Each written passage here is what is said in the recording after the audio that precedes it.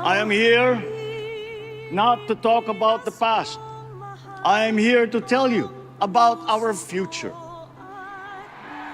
Your dreams are mine. Pangarap nyo ay pangarap ko. Sa pangarap na maging mapayapa ang ating bansa, ang pangarap nyo ay pangarap ko.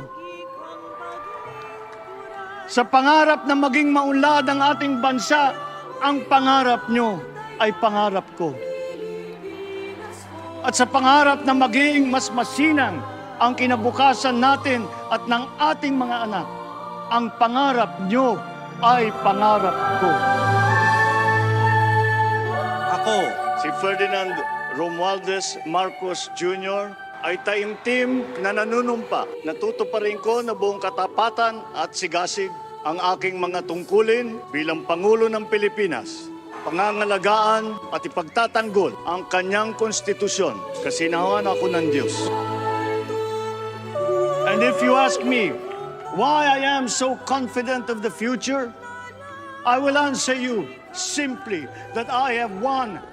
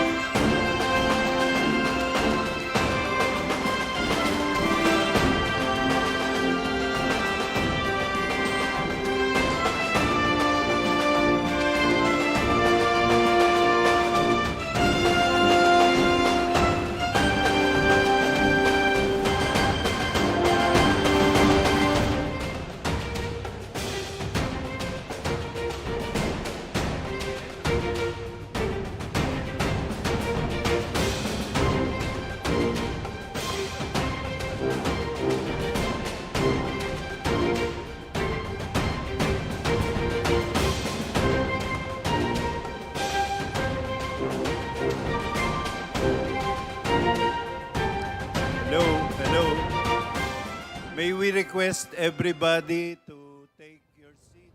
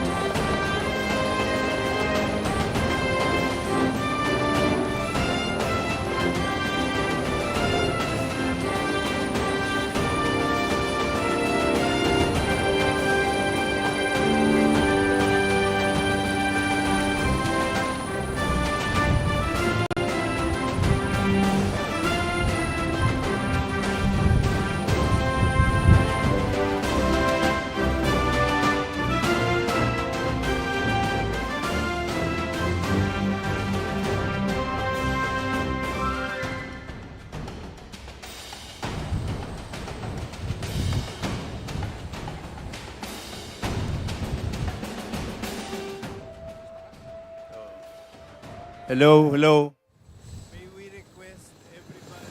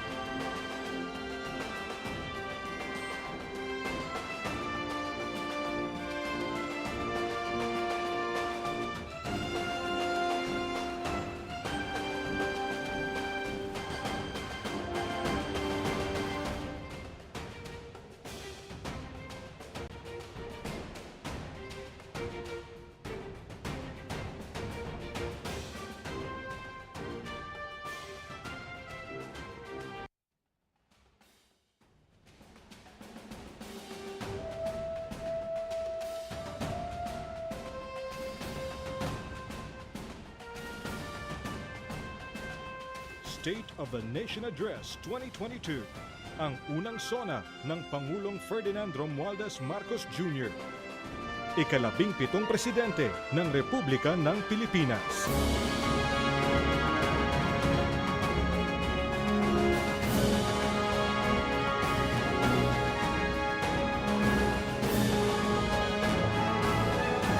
SONA 2022.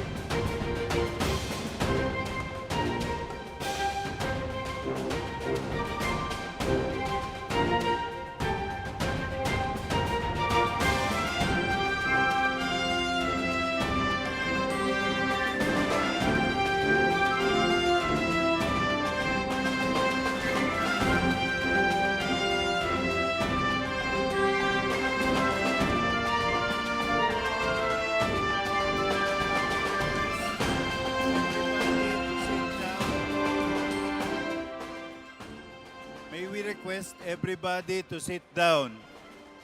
Please sit down. Nobody should be standing at this time.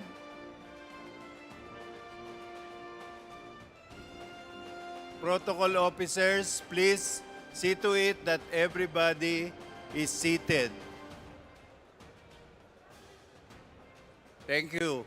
Thank you for taking your seats. Kayo po dyan sa dulo, pwede ba po maupo kayo dyan? Lahat ng congressmen at senators, nakikiusap po ang PSG na maupo ho tayo lahat.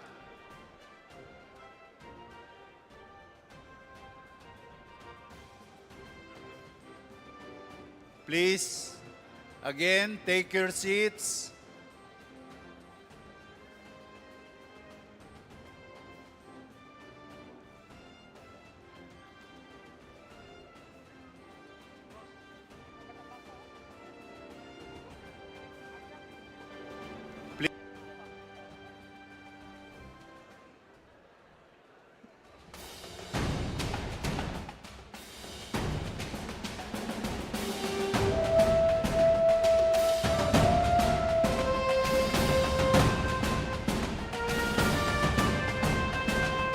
State of the Nation Address 2022, ang unang SONA ng Pangulong Ferdinand Romualdez Marcos Jr., ika-17 Presidente ng Republika ng Pilipinas.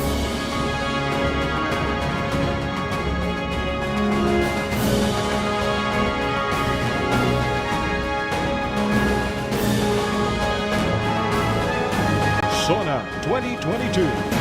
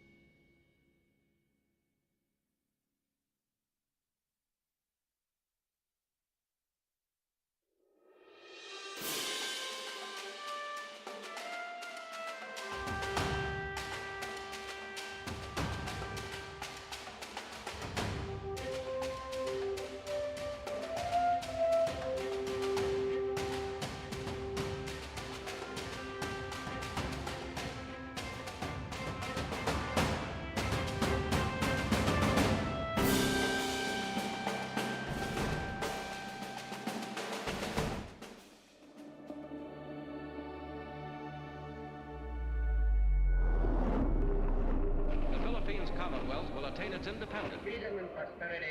Filipino spirit. Ang ating mga kababayan. We, the Filipino people. Side by side. In government system and tradition. Emerging market in the region. Buhay na ang Pilipinas, the land of promise. At sakripisyo ng bawat isa.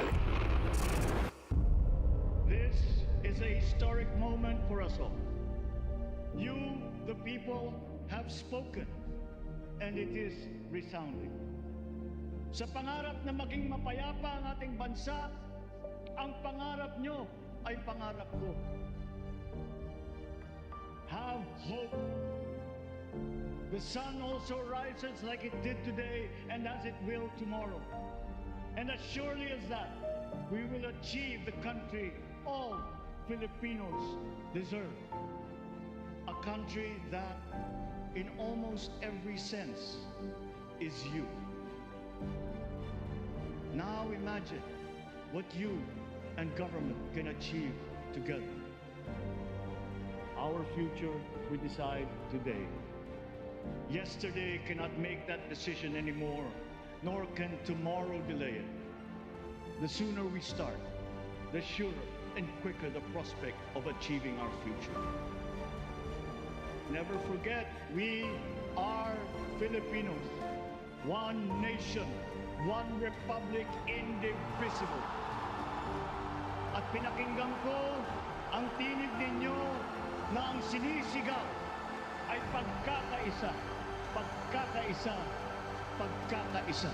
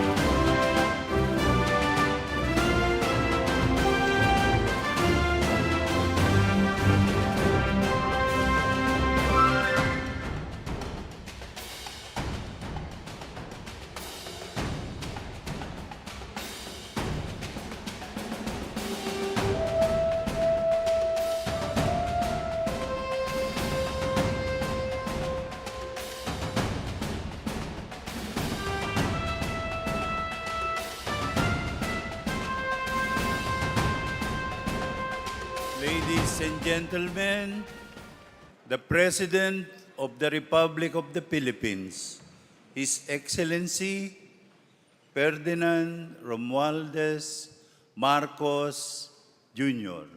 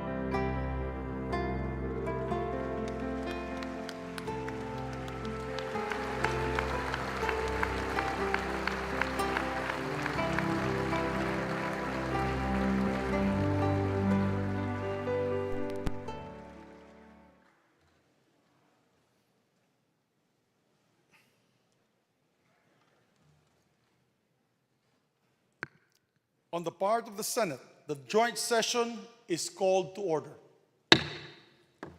On the part of the House of Representatives, the joint session is called to order.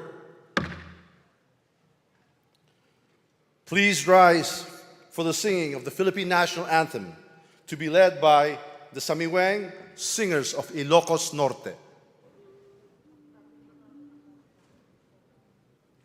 Bayang magiliw, peros ng silanganan, alam ng puso, sa dibdib mo'y buhay.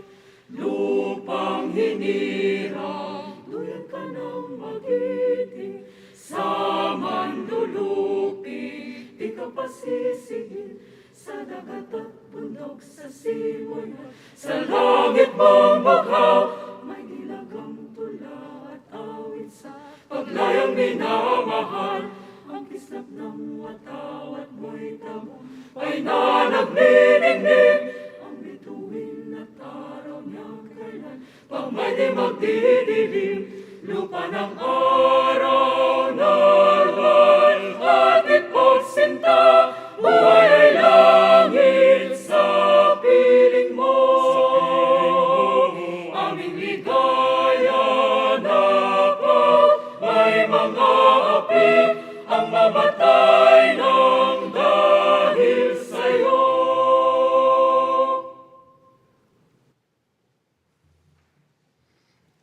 Please remain standing for the nation's prayer. Aming manlilikha, tagapagbigay buhay at liwanag ng sangkatauhan. Salamat po sa iyong pagtangkilig at paggabay sa bansang Pilipinas. Salamat po sa kalayaang magtipon tulad ngayon ayon sa talaga ng aming saligang batas.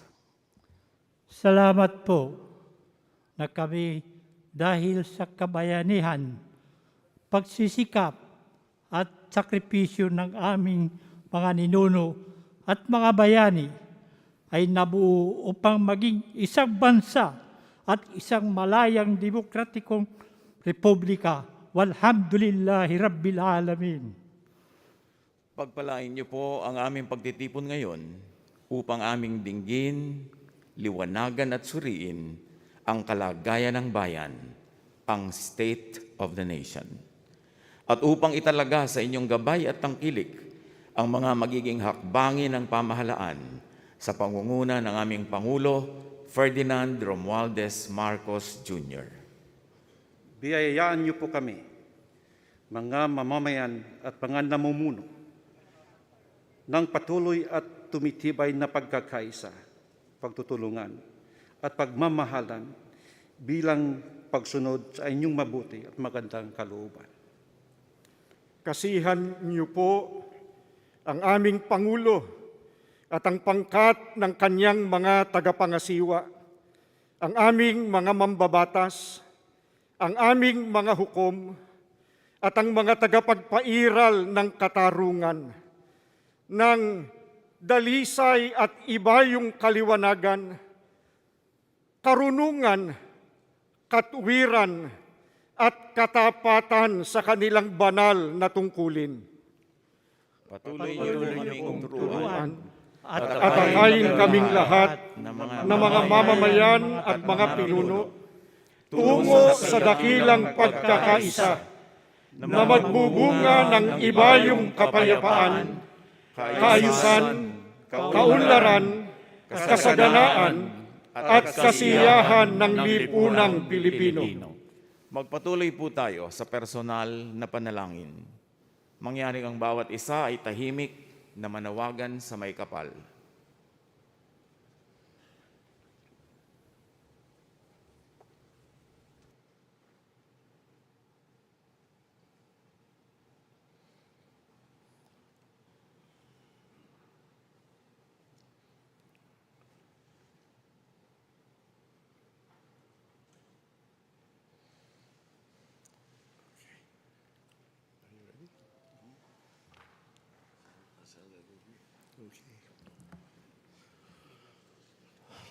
Ladies and gentlemen, honorable members of the Congress of the Philippines, His Excellency Ferdinand Romualdez Marcos Jr., President of the Republic of the Philippines.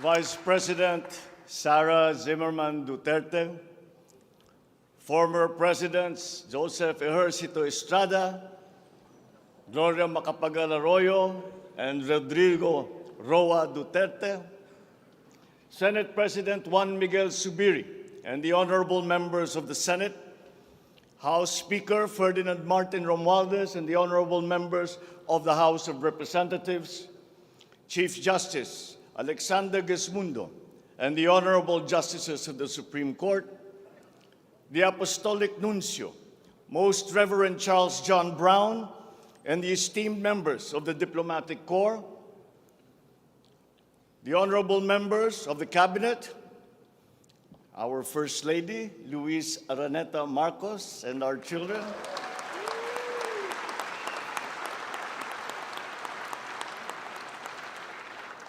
distinguished guests, ang mga minamahal kong mga kababayan, ladies and gentlemen, magandang hapon po sa inyong lahat.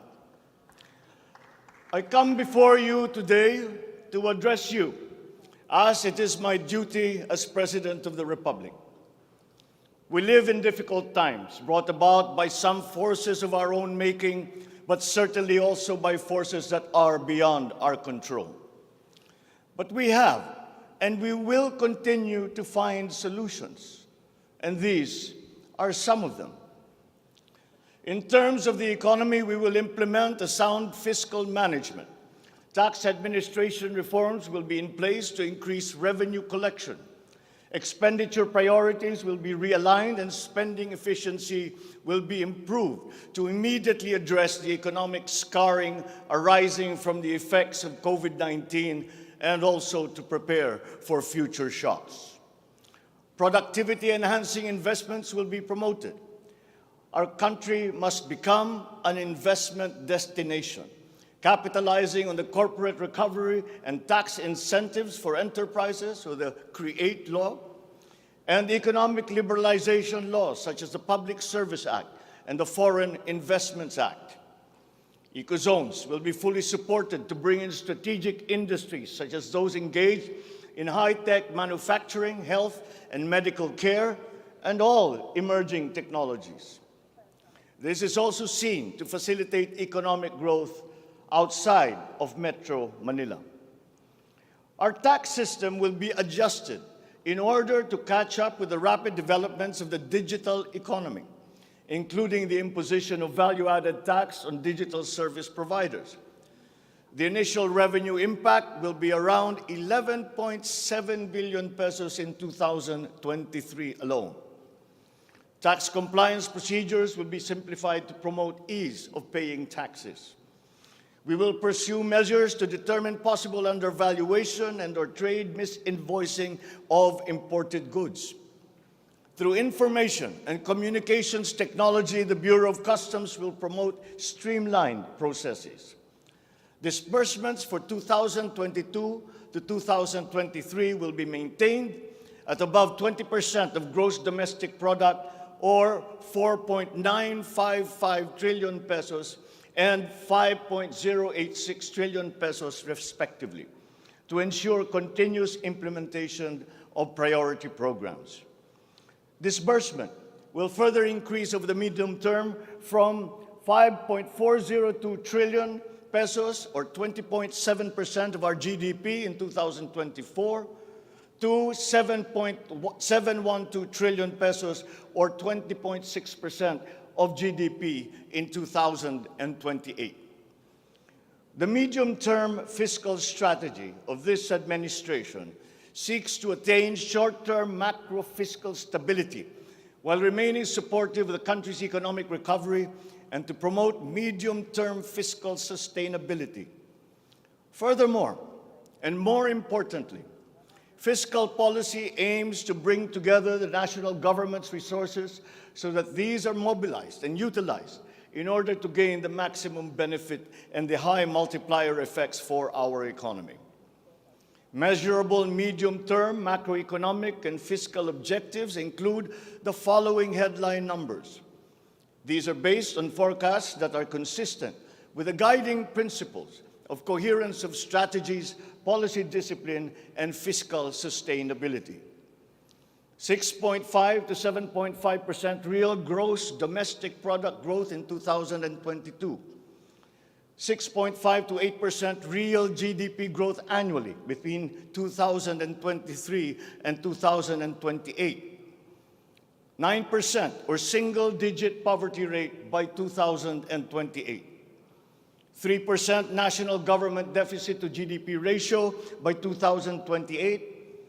Less than 60% national government debt to GDP ratio by 2025.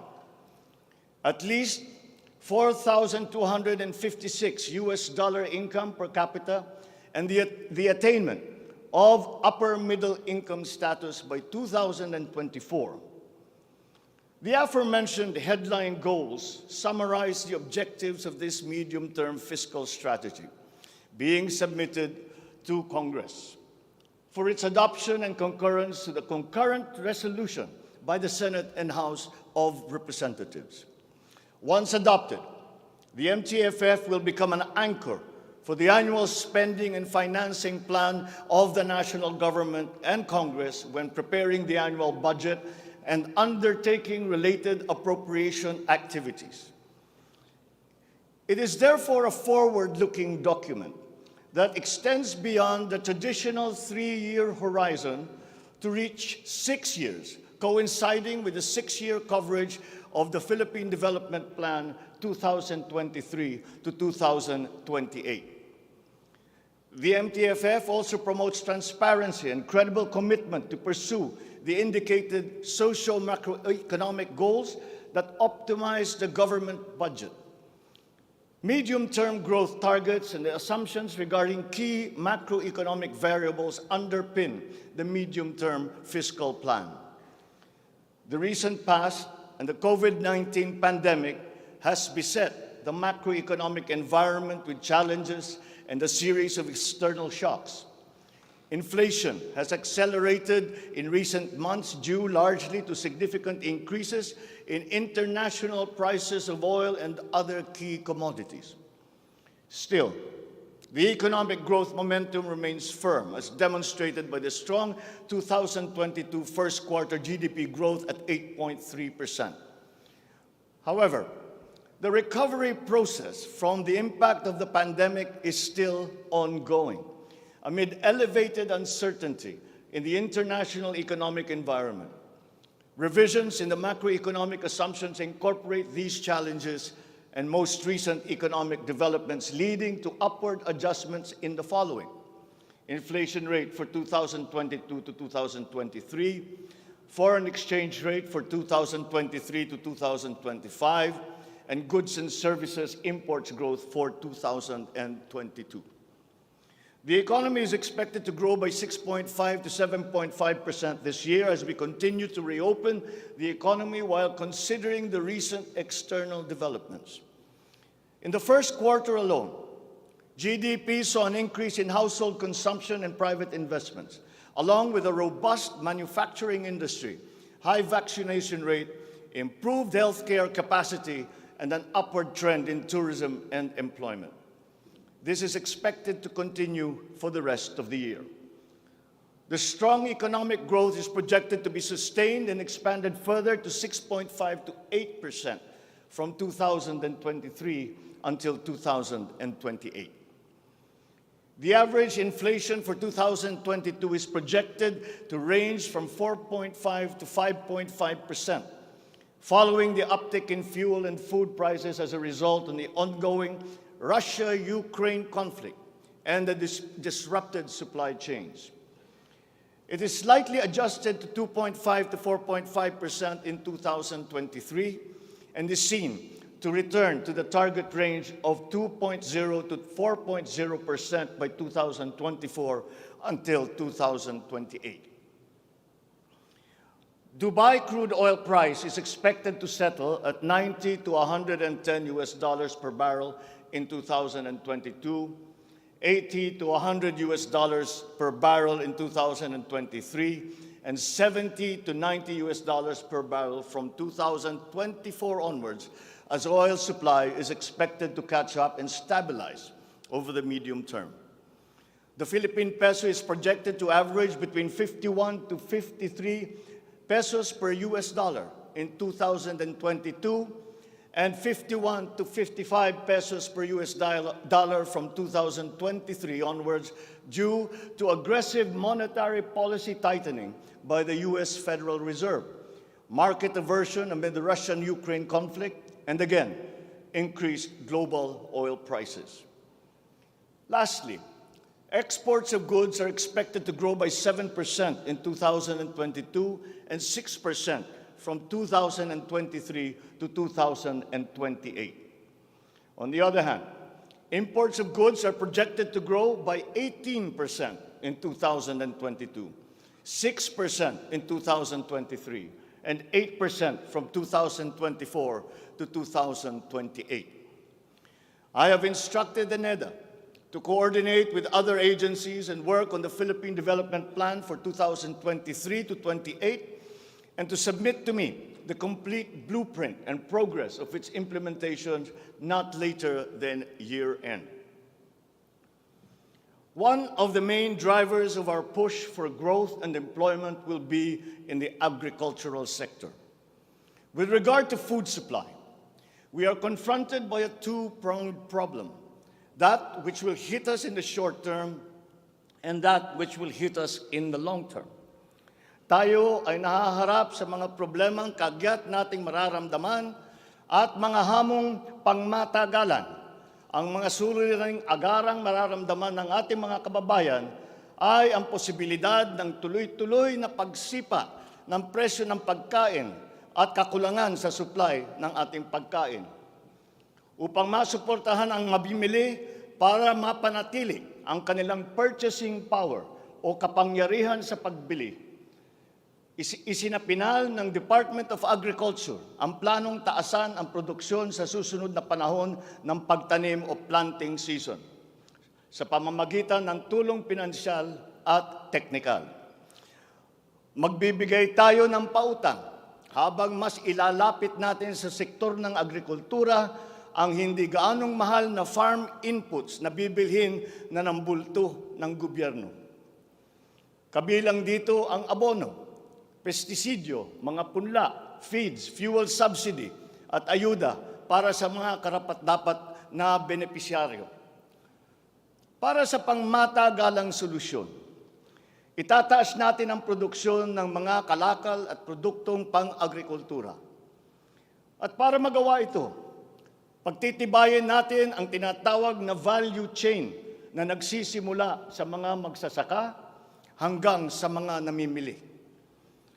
May mga bahagi ng value chain na sa ngayon ay kanya-kanya ang operasyon. Pagtibayin natin ang koordinasyon ng iba't ibang bahagi nito.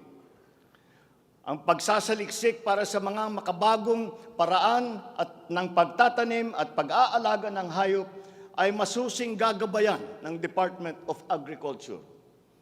Ang produksyon ng farm inputs o mga kakailanganin ng mga magsasaka sa pagpapalago ng kanilang sakahan ay ating iaayon sa mga hamong dala ng climate change at global warming. Mahigpit na pagsusuri ang gagawin ng ating mga eksperto tungo dito. Ang mga pautang at financial assistance sa mga magbubukid at mangingisda ay magiging institusyon at patakaran ng aking administrasyon.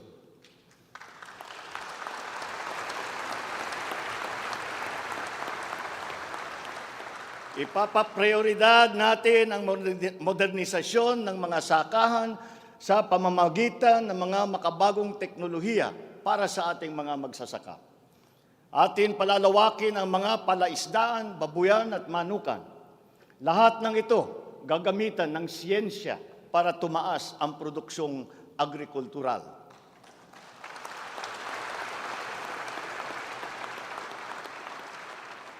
Maging ang post-production at processing ay susuportahan ng pamahalaan.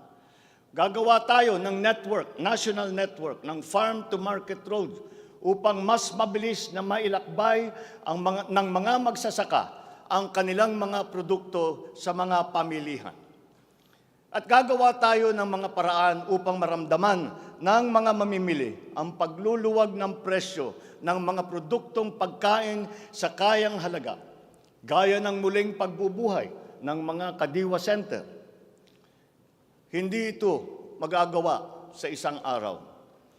Hindi magagawa sa isang buwan o isang taon lamang. Ngunit, kailangan na natin simulaan ngayon.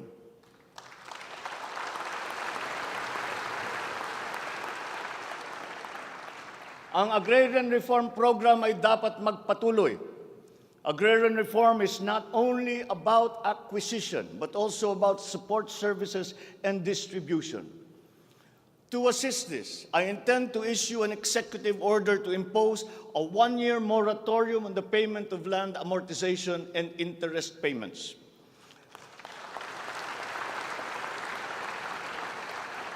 This is included in Republic Act number 11469 or the Bayanihan to Heal as One Act. A moratorium will give the farmers the ability to channel the resources in developing their farms, maximizing their capacity to produce, and propel the growth of our economy.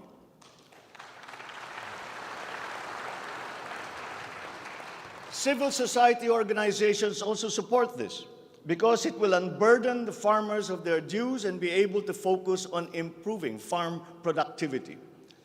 Congress must also pass a law that will emancipate the agrarian reform beneficiaries from the agrarian reform debt burden, thereby amending Section 26 of Republic Act 6657.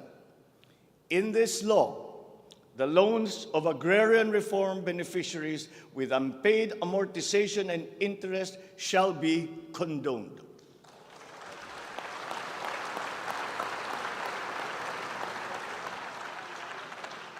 Layunin ng batas na ito ay burahin ang hindi mabayarang utang ng ating mga magsasaka na benepisyaryo ng agrarian reform.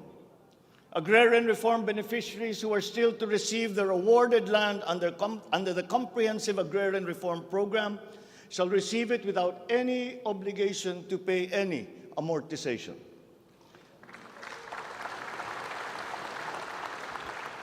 The condonation of the existing agrarian reform loan will cover the amount of 58.125 billion pesos, benefiting 654,000 agrarian reform beneficiaries and involving a total of 1.18 million hectares of awarded lands. Executive Order number 75, Series 2019, requires that all government agencies, bureaus, departments, and instrumentalities to turn over agricultural lands to qualified agrarian reform beneficiaries. At present, we have a total of 52,000 hectares of unused agricultural lands of the government, which shall now be used for distribution to the following sectors in accordance with Section 40 of the Republic Act number 6657 as amended. Thus, landless war veterans, landless surviving spouse and orphans of war veterans, landless retirees of the Armed Forces of the Philippines and the Philippine National Police. Agricultural lands acquired under this program will be given to graduates of college degrees in agriculture who are landless.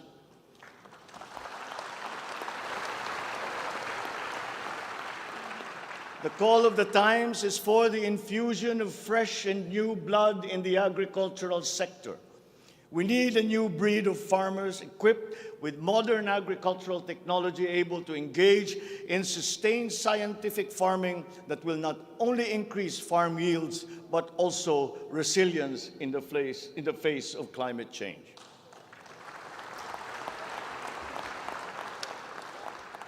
They say that each brand has a story. As for the Filipino brand, ours is deeply rooted in our rich cultural heritage, and the tourism sector plays an invaluable role in the promotion of the Filipino brand. Tourism is not only an important economic development tool, but the abundance of opportunities that the sector creates in terms of regular employment and even job creation at the grassroots level is undeniable. To boost our tourism industry, we will first and foremost make basic developments, such as road improvements for easier access to tourism spots. We will also upgrade our airports and create more international airports to help decongest the bottleneck in the Manila airport. We will also make it more convenient for travelers to go around the country, even to remote areas, to help promote undiscovered tourist spots. This program will be led by the Department of Tourism together with the Department of Public Works and Highways.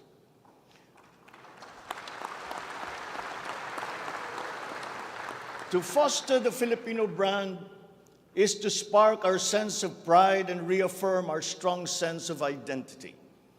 It is time to welcome the rest of the world with an enhanced Filipino brand that is unique, attractive, and creative. The creativity of the Filipino is truly world-class. We excel in arts and culture, new media, live events, avenues which generate primary and downstream jobs for our creative and talented countrymen. Unfortunately, ang mga hanap buhay na ito ang unang pinadapa ng pandemya at ang pinakahuli namang makabalik sa normal. The creative industry likewise faces many challenges, including workplace conditions, working hours, intellectual property rights, and the welfare of our beloved freelancers who were left vulnerable during the height of the pandemic. We require an institutionalized creative industry that will advance the interest of its stakeholders. Sila na nagbibigay ng kaluluwa at pagkakilala sa ating pagka-Pilipino. Protektahan natin sila.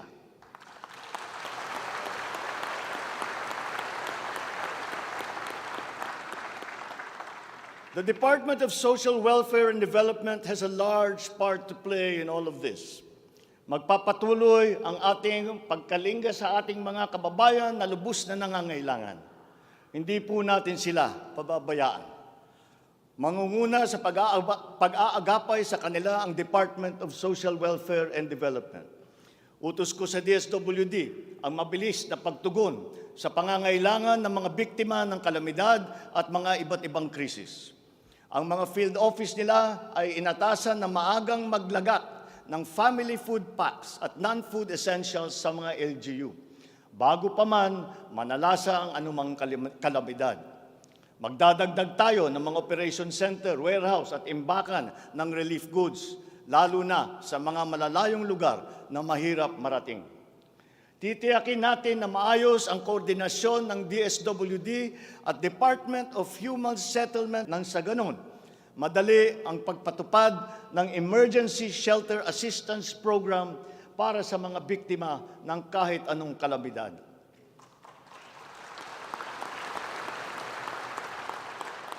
Pagtitibayin pa natin ang komprehensibong programang Assistance to Individuals in Crisis Situations o ang atawag na AICS para maiparating ang tulong sa mas maraming biktima. Hindi natin papahirapan ang mga biktima ng krisis na dudulog sa ahensya. Gagawin nating simple ang proseso ng paghingi at pagparating ng tulong. Dahil hindi naman dapat dinadagdagan pa ang hirap ng nararanasan ng ating mga mamamayan. Upang matiyak na mapupunta sa kwalipikadong mga pamilya ang tulong na pamahalaan sa pamamagitan na 4Ps o Pantawid Pamilya Pilipino Program, titiyakin natin na malilinis ang listahan ng benepisyaryo.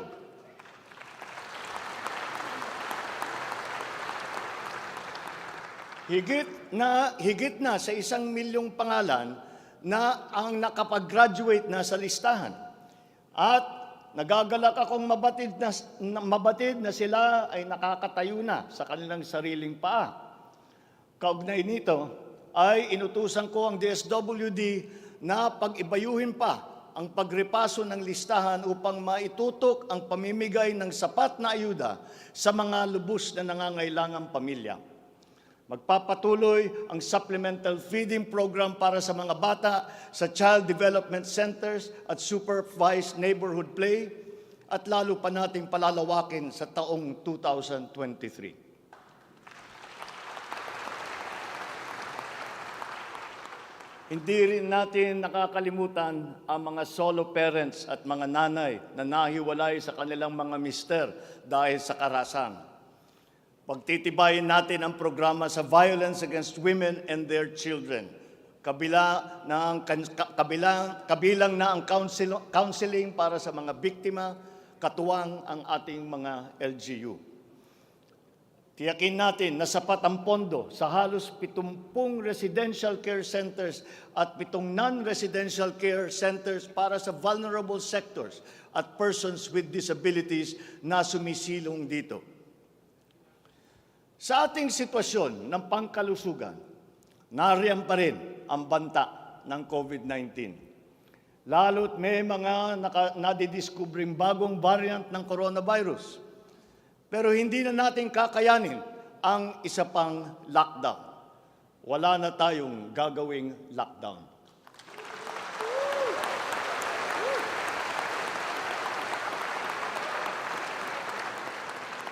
Dapat natin balansehin ng maayos ang kalusugan at kapakanan ng ating mga mamamayan sa isang banda at ang ekonomiya naman sa kabilang banda.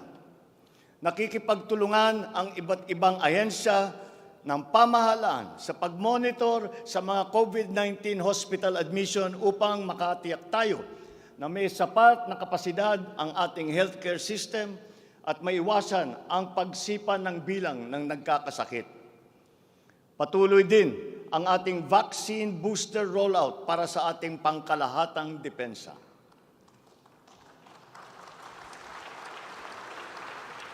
Sa ganitong paraan, kahit pa tumaas muli ang bilang ng mga COVID cases, mananatiling mababa ang bilang ng mga maospital at bilang ng mga namamatay.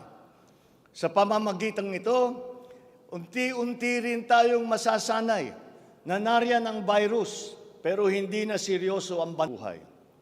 Iaayon natin ang ating mga health protocols sa kung ano ang ating pangangailangan sa paglipas ng panahon at lalo pang iibayuhin ang kooperasyon kasama ang pribadong sektor upang tumaas pa ang kumpiyansa ng mga mamumunuhan nang sa gayon ay bumalik na tayo sa full capacity, lalo-lalo na ang ating mga negosyo.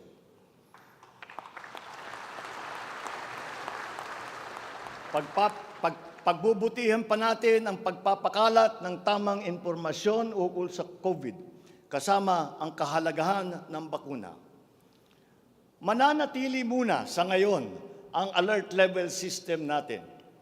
Pinapag-aralan natin ang ibang paraan ng klasifikasyon upang mas babagay sa kasalukuyang sitwasyon, lalong-lalo na sa pagbabago ng COVID. Sa pakikipagtulungan ng Kongreso, itatatag natin ang ating sariling Center for Disease Control and Prevention at ang isang Vaccine Institute.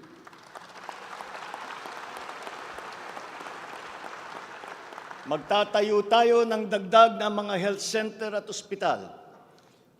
But beyond the issues that the pandemic has brought, the need for a stronger healthcare system is self-evident. We must bring services, medical services to the people and not wait for them to come to our hospitals and healthcare centers. Napakinabangan natin ng gusto ang malalaking specialty hospital gaya ng Heart Center, Lung Center, Children's Hospital at National Kidney and Transplant Institute. Kaya maliwanag na hindi lang dapat dito sa National Capital Region kundi maging sa ibang parte ng bansa.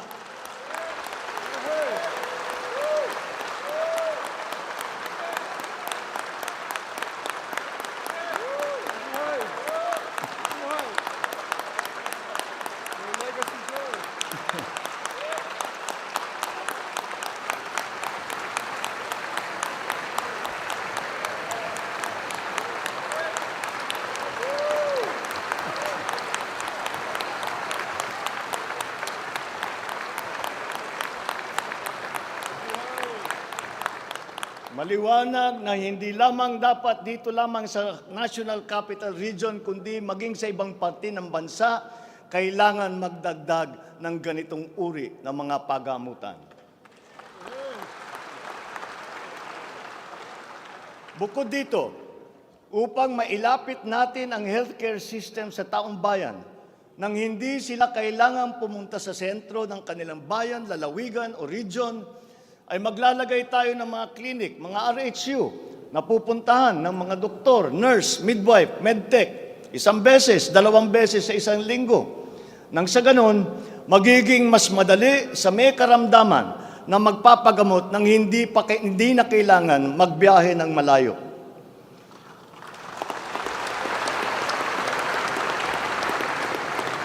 One of the cornerstones of a strong healthcare system is the provision of competent and efficient medical professionals. We will exert all efforts to improve the welfare of our doctors, our nurses, and other medical frontliners. Dapat din tayong magkaroon ng sapat na supply ng gamot na kinakailangan sa pang-araw-araw ng ating mga mamamayan. Sinimulan ko na ang pakikipag-usap sa mga kumpanya ng gamot dito sa Pilipinas at sa ibang bansa. Hinihikayat natin na buksan nila ang merkado upang bumaba ang presyo ng gamot.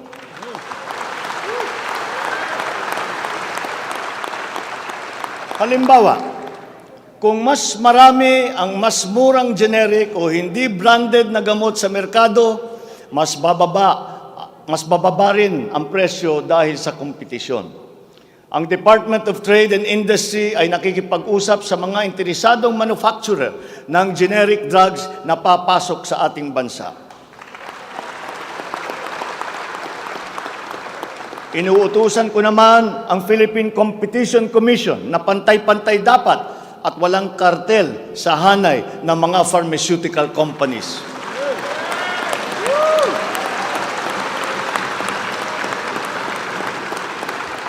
Dahil kapag bukas ang merkado, bababa ang presyo ng gamot para mapakinabangan ng ating mga mamamayan.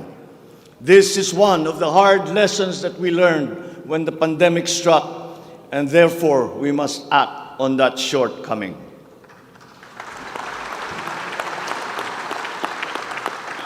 In the educational sector, I believe it is time for our children to return to full face-to-face classes once again.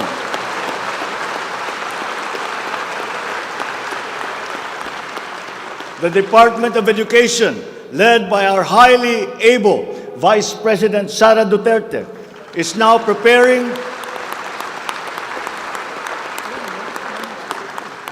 preparing for its implementation in the upcoming school year, with utmost consideration for the safety of students as we are still in the middle of the COVID-19 pandemic.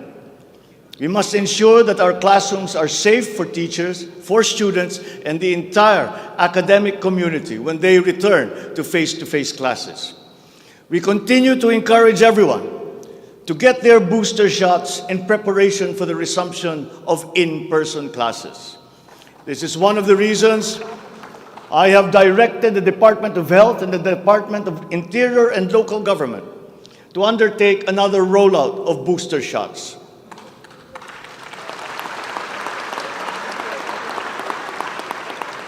The condition and availability of schoolrooms for our students must also be addressed again, in coordination with the Department of Public Works and Highways.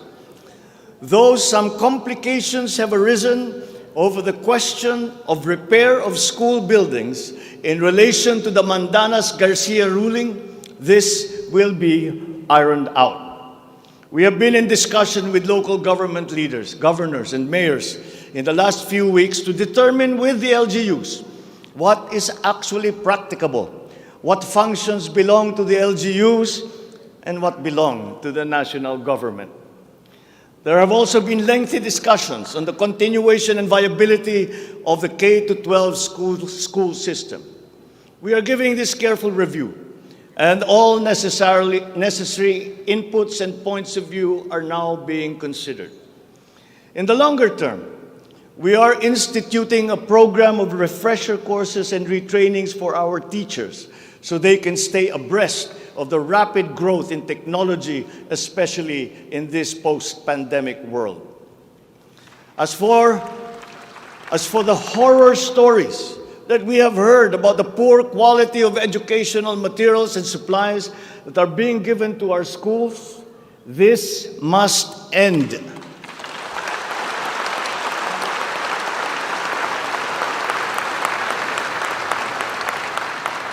Our children must always be equipped with the best that we can provide. Ang edukasyon ay ang tangi nating pamana sa ating mga anak na hindi mawawaldas. Kaya anumang gastusin sa kanilang pag-aaral ay hindi tayo nagtitipid. Hindi rin tayo nagtatapon. And once again, I am not talking about history or what is being taught. I am talking about materials that are necessary for effective teaching in this day and age. Children now need connectivity to the internet. They need devices to use. They need computers, educational tools.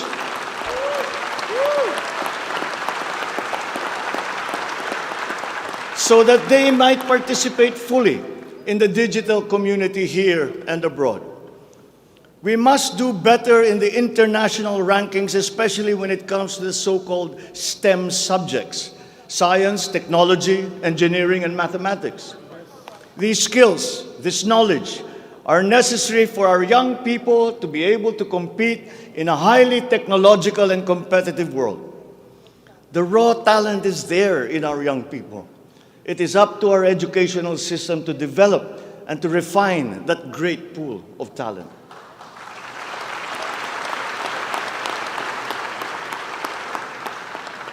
Foreign employers have always favored Filipino employees because of our command of the English language. This is an advantage that we must continue to enjoy. The internet has now become the global marketplace, not only for goods, services, but also for ideas, even extending to our own personal interactions. And the language of the internet, for better or for worse, is English. Therefore, the question of our medium of instruction must be continuously re-examined to maintain that advantage that we have established as an English-speaking people.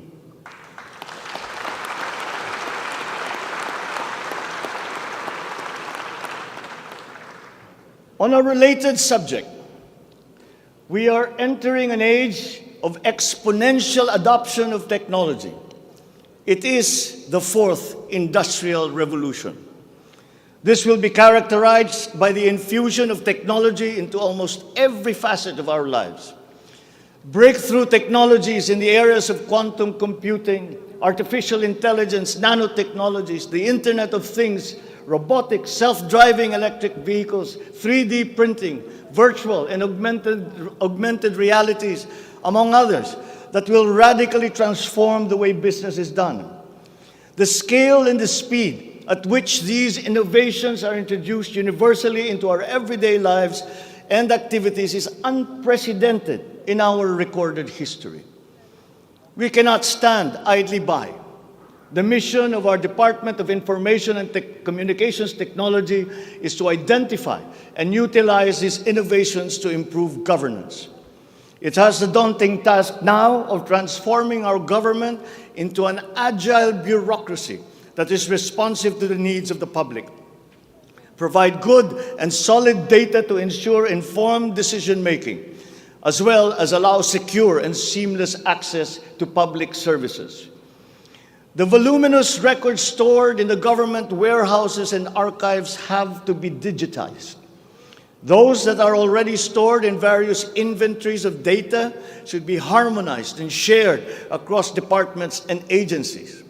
Needless to say, these have to be kept in large data centers that are secure yet accessible. The national ID will play an important part in this digital transformation.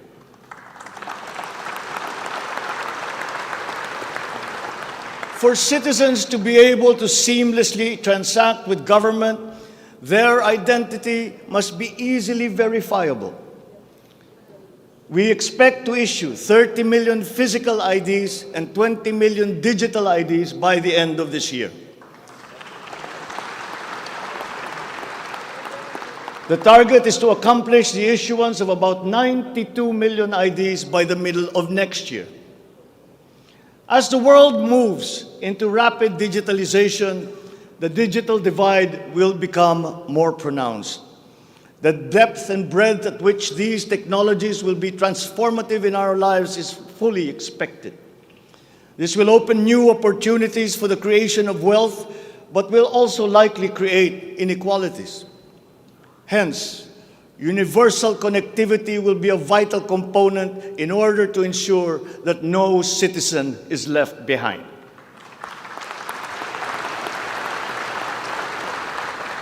I have therefore tasked the DICT to deploy digital connectivity across our various islands. This will be done through the implementation of the National Broadband Plan, the Common Tower Program, connecting our geographically isolated and disadvantaged areas via our Broadband ng Masa project.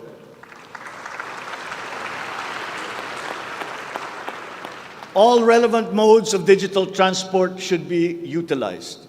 These may be through a combination of terrestrial or submarine fiber optics, wireless, and even satellite technology.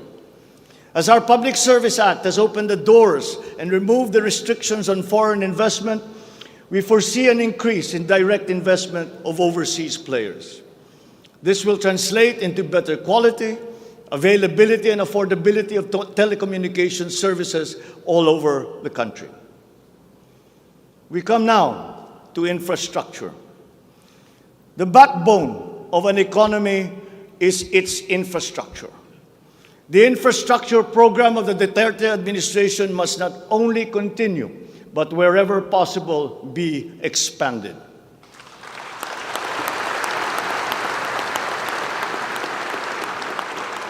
We shall confidently build on this firm foundation established by my predecessor, as it is in building an edifice. We must keep the momentum and aspire to build better, more. Necessarily, infrastructure development will remain a very high priority in our drive for growth and employment. Once again, I will not suspend any of the ongoing projects, as those have already been shown to be of benefit to the public that they serve.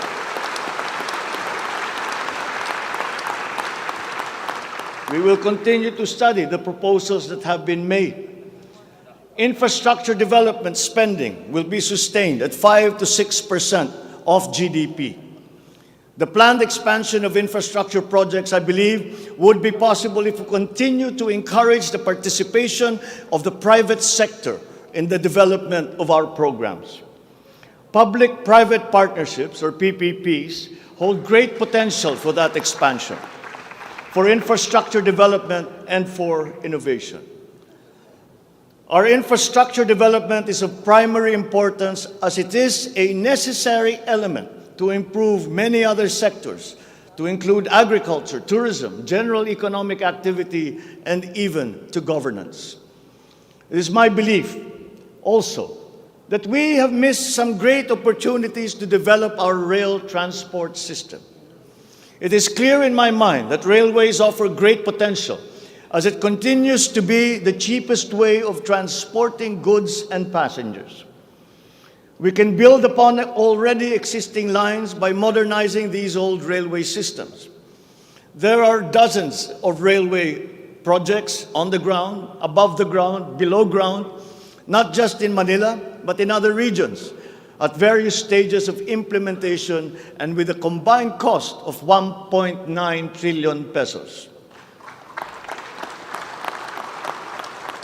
This administration is committed to finish building the current portfolio of investments, approve railway projects such as the North-South Commuter Railway System, the 33-kilometer Metro Manila Subway Project, the 147-kilometer North-South Commuter Railway System, the 12-kilometer LRT-1 Cavite Extension,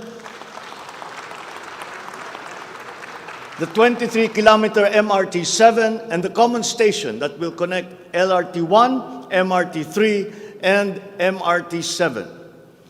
And beyond NCR, larger scale railway systems like the 102-kilometer Mindanao Railway Project,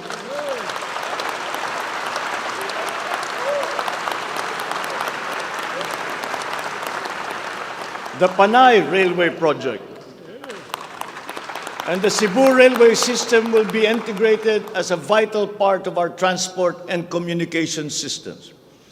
We will also continue to improve our roads and transportation systems in key cities throughout the country through various projects, such as the Cebu Bus Rapid Transit, Davao High Priority Bus System, Ilocos Norte Transportation Hub, the El Nido Transport Terminal. My order to the Department of Transportation, or DOTR, is really very simple. Full speed ahead.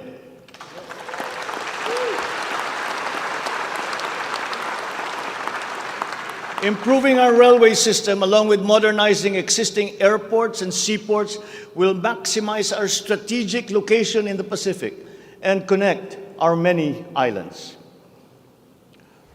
A key sector in our transformation plans is that of energy. Another fundamental requirement for growth and increased employment will be the availability of cheap, reliable energy. This even comes under the category of ease of doing business. If we are to attract investors, both local and foreign, to set up shop here in the Philippines. At present, our demand for energy far exceeds our reliable supply. We must increase the level of energy production. We must look at every possible option that would be appropriate for the Philippine situation. There is some room to expand our present power supply through existing power sources, but this is only to a very limited extent. We must build new power plants.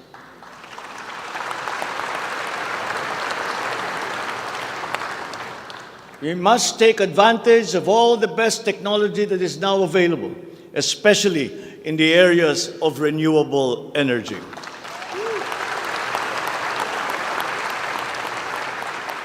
Our search for new power sources should always be with an eye to improving the mix of the energy supply between traditional and renewable sources. The technology on renewable energy is progressing rapidly, and many of these technologies are appropriate for the Philippines. We have already begun windmill power. We are now expanding very quickly our solar power production. For both offshore and onshore wind turbines, for example, the World Bank has calculated that there is a potential for 255 gigawatts by the year of 2030. Solar power has steadily increased its efficiency in converting sunlight to electrical power, which is particularly attractive for the Philippines. Because unlike wind power, solar power is practical almost everywhere in the Philippines all year round. In the move to lowering our carbon footprint caused by energy production, our advancement to renewables will have a lead time. In the interim, natural gas will hold the key. We will provide investment incentives by clarifying the uncertain policy in upstream gas, particularly in the area close to Malampaya. This requires clarification of the processes and review of service contracts policy. I believe that it is time also to re-examine our strategy towards building nuclear power plants in the Philippines.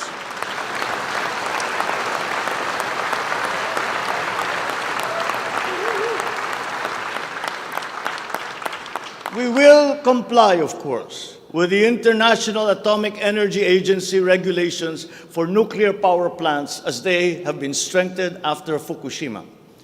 In the area of nuclear power, there have been new technologies developed that allow smaller-scale modular nuclear plants and other derivations thereof. Once again, PPPs will play a part in support as funding in this period is limited. Furthermore, we must examine the entire system of transmission and distribution for the purpose of finding ways to lower the price of energy to the consumer and to industry. We must expand the network of our transmission lines while examining schemes to improve the operation of our electrical cooperatives. All this in aid of reducing energy costs, especially but not limited to households. All this impetus for development and growth we undertake within the context of accelerating climate change and extreme weather conditions. Though we are a minor contributor to climate change globally, we have the unfortunate distinction of being one of the most vulnerable countries to the effects of climate change. For the welfare of our people, it is incumbent upon us to alleviate the effects of that vulnerability. The use of renewable energy is at the top of our climate agenda. We will increase our use of renewable energy sources such as hydropower, geothermal power, solar, and wind. Geographically, we are a disaster-prone country. Capacity building for our natural disaster resiliency is therefore a must. Investment in science and technology is imperative to enable us to have accurate weather forecasts and on-time disaster alerts.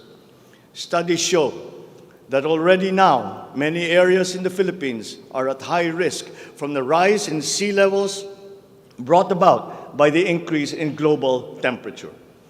We must adapt to this phenomenon with disaster-proof planning for our communities. We will also look into the precarious fresh water supply situation in the country, especially in our urban areas. Many of our water supply systems date back to the 1950s, and they must now be rehabilitated and improved. I've instructed the DNR, together with the DPWH, to explore possible partnerships with the private sector to address this crucial situation. The Philippines has excellent laws on the environment, but we have to guarantee that these laws are properly enforced. And this will require a great deal of coordination and cooperation between concerned government agencies and private stakeholders. Companies who exploit our natural resources must follow the law. We all have the responsibility to preserve this earth, for we are but custodians and we will pass on this great treasure to future generations.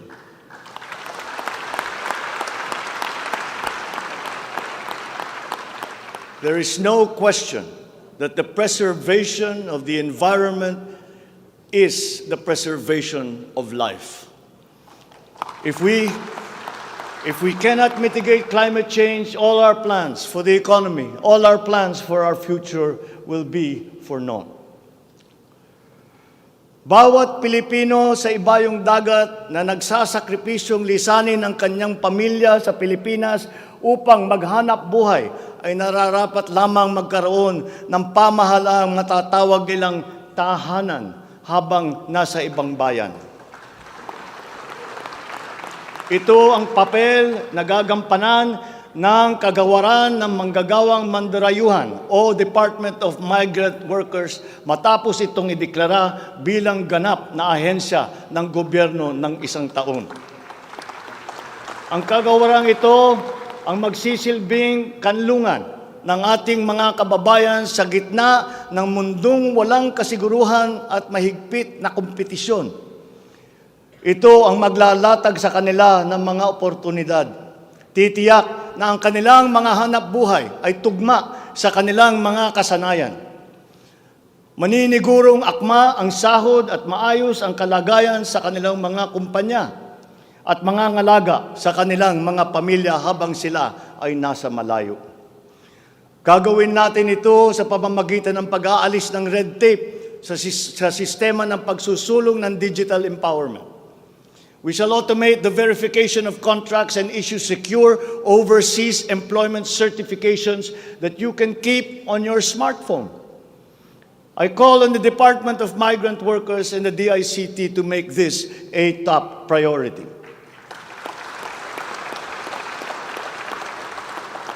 Tinatawagan ko rin ang Department of Foreign Affairs na makipagtulungan sa Department of Migrant Workers na tiyakin ang lahat ng mga diplomatic post ay tutulong na agarang maibalik sa trabaho ang mga ating mga overseas Filipino workers na nawalan ng hanap buhay nitong nakalipas na ilang taon.